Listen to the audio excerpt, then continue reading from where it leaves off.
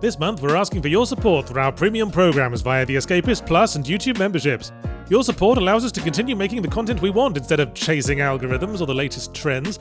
Plus, you get a bunch of perks like ad-free viewing via The Escapist Plus on our main website, early access on YouTube via YouTube memberships, and bonus content like our monthly Ask the Creators video series where we answer your burning questions.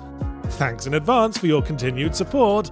Guilt, bat eyelashes, etc.